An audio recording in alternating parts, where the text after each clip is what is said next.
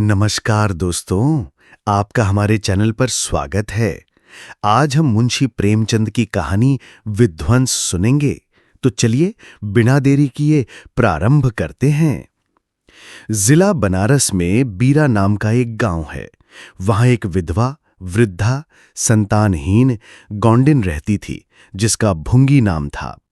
उसके पास एक धुर भी जमीन न थी और न रहने का घर ही था। उसके जीवन का सहारा केवल एक भाड़ था। गांव के लोग प्रायः एक बेला चबैना या सत्तू पर निर्वाह करते ही हैं, इसलिए भुंगी के भाड़ पर नित्य भीड़ लगी रहती थी। वह जो कुछ भुनाई पाती वही भून या पीस कर खा लेती और भाड़ की ही झोपड़ी के एक कोने में पड़ रहती। वह प्रातःकाल उठती और चारों ओर से भाड़ झोंकने के लिए सूखी पत्तियां बटोर लाती। भाड़ के पास ही पत्तियों का एक बड़ा ढेर लगा रहता था। दोपहर के बाद उसका भाड़ जलता था, लेकिन जब एकादशी या पूर्णमासी के दिन प्रथानुसार भाड़ न जलता या गांव के जमींदार पंडित उदयभान पांडे के दाने भुनने पड़ते, उस दिन उसे भूखे ही सो रहना पड़ता था। पंडित जी उससे बेगार में दाने ही नहीं भुनवाते थे, उसे उनके घर का पानी भी भरना पड़ता था और कभी-कभी इस हेतु से भी भाड़ बंद रहता था। वह पंडित जी के गांव में रहती थी, इसलिए उन्हें उससे सभी प्रकार की बेगार लेने का अधिकार था। इसे अन्याय नहीं कहा जा सकता। अन्याय केवल इतना था कि बेगार सूख ही लेते थे। उनकी धारणा यह थी कि जब खाने ही को दिया गया तो बेगार कैसी। किसान को अधिकार है कि बैलों को दिन भर जोतने के बाद शाम को खूंटे से भूखा बांध दे। यदि वह ऐसा नहीं करता तो यह उसकी दयालुता नहीं है, केवल अपनी हित चिंता है। पंडित जी को उसकी चिंता न थी, क्योंकि एक तो भुंगी दो एक दिन भूखे रहने से मर नहीं सकती थी, और यदि दैवयोग से मर भी जाती तो उसके जगह दूसरा गौंड बड़ी आसानी से बसाया जा सकता था। पंडित जी की यही क्या कम कृपा थी कि वह भुंगी को अपने गांव में बसाए हुए थे। चैत का महीना था और संक्रांति का पर्व। आज के दिन नए अन्न का सत्तू खाया और दान दिया जाता है। घरों में आग नहीं जलती। भुंगी का भाड़ आज बड़े जोरों पर था। उसके सामने एक मेला लगा हुआ था। सांस लेने का भी अवकाश न था। ग्राहकों की जल्दबाजी पर कभी-कभी झुंझला पड़ती थी कि इतने में जमींदार साहब के यहां से दो बड़े-बड़े टोकरे अनाज से भरे हुए आ पहुंचे और हुक्म हुआ कि अभी भून दे। भुंगी दोनों टोकरे देखकर सहम उठी। अभी दोपहर था, पर सूर्यास्त के पहले इतना अनाज भुनना असंभव था। घड़ी दो घड़ी और मिल जाते तो एक अठवारे के खाने भर को अनाज हाथ आता। दैव से इतना भी ना देखा गया। इन यमदूतों को भेज दिया।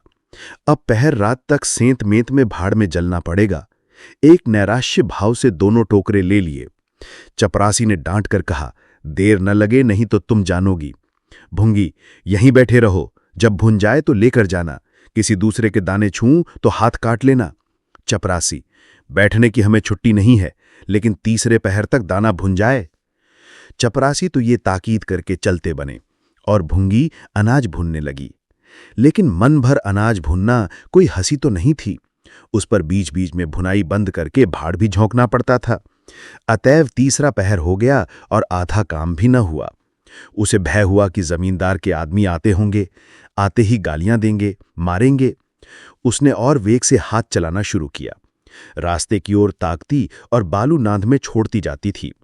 यहां तक कि बालू ठंडी हो गई, सेवड़े निकलने लगे। उसकी समझ में ना आता था कि क्या करे। न भूनते बनता था, न छोड़ते बनता था। सोचने लगी, कैसी विपत्ति है। पंडित जी कौन मेरी रोटियां चला देते हैं, कौन मेरे आंसू पोंछ देते हैं। अपना रक्त जलाती हूं तब कहीं दाना मिलता है, लेकिन जब देखो खोपड़ी पर सवार रहते हैं। इसलिए ना कि उनकी 4 अंगुल धरती से मेरा निस्तार हो रहा है। क्या इतनी सी जमीन का इतना मोल है? ऐसे कितने ही टुकड़े गांव में बेकाम पड़े हैं। कितनी बकरियां उजाड़ पड़ी हुई हैं। वहां तो केसर नहीं उपजती, फिर मुझी पर क्यों ये आठों पहर धौंस रहती है। कोई बात हुई और ये धमकी मिली कि भाड़ खोद कर फेंक दूंगा, उजाड़ दूंगा। मेरे सिर पर भी कोई होता तो क्या बोछारें सहनी पड़ती। वह इन्हीं कुत्सित विचारों में पड़ी हुई थी कि दोनों चपरासियों ने आकर कर्कश स्वर में कहा, क्यों री, दाने भून गए? भुंगी ने निडर होकर कहा, भून तो रही हूं, देखते नहीं हो। चपरासी, बैठने की हमें छुट्टी नहीं है, लेकिन तीसरे पहर तक दाना भुन जाए। चपरासी तो ये ताकीद करके चलते बने और भुंगी अनाज भूनने लगी। लेकिन मन भर अनाज भूनना कोई हंसी तो नहीं थी। उस पर बीच बीच में भुनाई बंद करके भाड़ भी झोंकना पड़ता था। अतएव तीसरा पहर हो गया और आधा काम भी ना हुआ। उसे भय हुआ कि जमींदार के आदमी आते होंगे, आते ही गालियां देंगे, मारेंगे। उसने और वेग से हाथ चलाना शुरू किया। रास्ते की ओर ताकती और बालू नांद में छोड़ती जाती थी। यहां तक कि बालू ठंडी हो गई, सेवड़े निकलने लगे। उसकी समझ में ना आता था कि क्या करे। न भूनते बनता था, न छोड़ते बनता था। सोचने लगी, कैसी विपत्ति है। पंडित जी कौन मेरी रोटियां चला देते हैं, कौन मेरे आंसू पोंछ देते हैं। अपना रक्त जलाती हूं तब कहीं दाना मिलता है, लेकिन जब देखो खोपड़ी पर सवार रहते हैं। इसलिए ना कि उनकी 4 अंगुल जर्ती से मेरा निस्तार हो रहा है। क्या इतनी सी जमीन का इतना मोल है? ऐसे कितने ही टुकड़े गांव में बेकाम पड़े हैं, कितनी बकरियां उजाड़ पड़ी हुई हैं। वहां तो केसर नहीं उपजती, फिर मुझी पर क्यों ये 8 पहर धौंस रहती है? कोई बात हुई और ये धमकी मिली कि भाड़ खोदकर फेंक दूंगा, उजाड़ दूंगा। मेरे सिर पर भी कोई होता तो क्या बोछारें सहनी पड़ती? वह इन्हीं कुत्सित विचारों में पड़ी हुई थी कि दोनों चपरासियों ने आकर कर्कश स्वर में कहा, क्योरी, दाने भून गए? भुंगी ने निडर होकर कहा, भून तो रही हूं, देखते नहीं हो? चपरासी, सारा दिन बीत गया और तुमसे इतना अनाज न भूना गया। ये तू दाना भून रही है कि उसे चौपट कर रही है? ये तो बिल्कुल सेवड़े हैं, इनका सत्तू कैसे बनेगा? हमारा सत्यानाश कर दिया। देख तो आज महाराज तेरी क्या गति करते हैं। परिणाम ये हुआ कि उसी रात को भाड़ खोद डाला गया और वह अभागिनी विधवा निरावलंब हो गई। भुंगी को अब रोटियों का कोई सहारा न रहा। गांव वालों को भी भाड़ के विध्वंस हो जाने से बहुत कष्ट होने लगा। कितने ही घरों में दोपहर को दाना ही नहीं मैसर आता। लोगों ने जाकर पंडित जी से कहा कि बुढ़िया को भाड़ जलाने की आज्ञा दे दीजिए, लेकिन पंडित जी ने कुछ ध्यान न दिया। वह अपना रौब नहीं घटा सकते थे। बुढ़िया से उसके कुछ शुभचिंतकों ने अनुरोध किया कि जाकर किसी दूसरे गांव में क्यों नहीं बस जाती, लेकिन उसका हृदय इस प्रस्ताव को स्वीकार न करता था। इस गांव में उसने अपने अधीन के 50 वर्ष काटे थे। यहाँ के एक एक पेड़ पत्ते से उसे प्रेम हो गया था। जीवन के सुख दुख इसी गांव में भोगे थे। अब अंतिम समय वह इसे कैसे त्याग दे, यह कल्पना ही उसे संकटमय जान पड़ती थी। दूसरे गांव के सुख से यहाँ का दुख भी प्यारा था। इस प्रकार एक पूरा महीना गुजर गया। प्रातःकाल था। पंडित उदयभान अपने 2-3 चपरासियों को लिए लगान वसूल करने जा रहे थे। कारिंदों पर उन्हें विश्वास नहीं था। नजराने में, डांड बांध में, रसूम में वह किसी अन्य व्यक्ति को शरीक न करते थे। बुढ़िया के भाड़ की ओर ताका तो बदन में आग सी लग गई। उसका पुनरुद्धार हो रहा था। बुढ़िया बड़े वेग से उस पर मिट्टी के लोंदे रख रही थी। कदाचित उसने कुछ रात रहते ही काम में हाथ लगा दिया था और सूर्योदय से पहले ही उसे समाप्त कर देना चाहती थी। उसे लेश मात्र भी शंका न थी कि मैं जमींदार के विरुद्ध कोई काम कर रही हूं। क्रोध इतना चिरजीवी हो सकता है, इसका समाधान भी उसके मन में न था। एक प्रतिभाशाली पुरुष किसी दीन अबला से इतना कीना रख सकता है, उसे उसका ध्यान भी न था। वह स्वभावतः मानव चरित्र को इससे कहीं ऊंचा समझती थी। लेकिन हा, हदभागिनी, तूने धूप में ही बाल सफेद किए। सासा उदयभान ने गरज कर कहा, किसके हुक्म से? भुंगी ने हकबकाकर देखा तो सामने जमींदार महोदय खड़े हैं। उदयभान ने फिर पूछा, किसके हुक्म से बना रही है? भुंगी डरते हुए बोली, सब लोग कहने लगे बना लो तो बना रही हूं। जमींदार, मैं अभी इसे फिर खुदवा डालूंगा। ये कहकर उन्होंने भाड़ में एक ठोकर मारी। गीली मिट्टी सब कुछ लिए दिए बैठ गई। दूसरी ठोकर नांद पर चलाई, लेकिन बुढ़िया सामने आ गई और ठोकर उसकी कमर पर पड़ी। अब उसे क्रोध आया। कमर सहलाते हुए बोली, महाराज, तुम्हें आदमी का डर नहीं है तो भगवान का डर तो होना चाहिए। मुझे इस तरह उजाड़ कर क्या पाओगे? क्या इस 4 अंगुल धरती में सोना निकल आएगा? मैं तुम्हारे ही भले की कहती हूं, दीन की हाय मत लो, मेरा रोवां दुखी मत करो। उदयभान, अब तो यहां फिर भाड़ ना बनाएगी। भुंगी, भाड़ ना बनाऊंगी तो खाऊंगी क्या?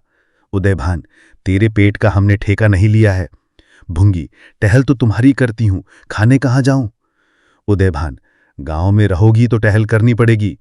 भुंगी, टहल तो तभी करूंगी जब भाड़ बनाऊंगी, गांव में रहने के नाते टहल नहीं कर सकती। उदयभान, तो छोड़कर निकल जा। भुंगी, क्यों छोड़कर निकल जाऊं? 12 साल खेत जोतने से असामी काश्तकार हो जाता है। मैं तो इस झोपड़े में बूढ़ी हो गई। मेरे सास ससुर और उनके बाप दादे इसी झोपड़े में रहे। अब इसे यमराज को छोड़कर और कोई मुझसे नहीं ले सकता। उदयभान, अच्छा तो अब कानून भी बघारने लगी। हाथ पैर पड़ती तो चाहे मैं रहने भी देता, लेकिन अब तुझे निकाल कर ही दम लूंगा।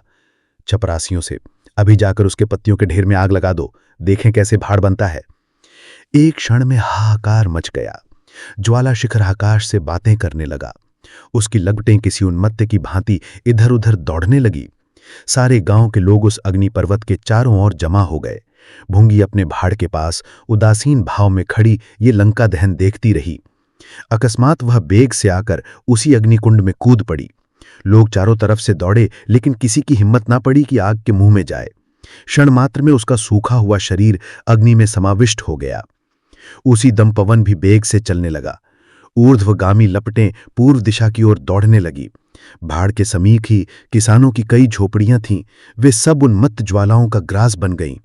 इस भांति प्रोत्साहित होकर लपटें और आगे बढ़ीं। सामने पंडित उदय भान की बखार थी, उस पर झपटी। अब गांव में हलचल पड़ी।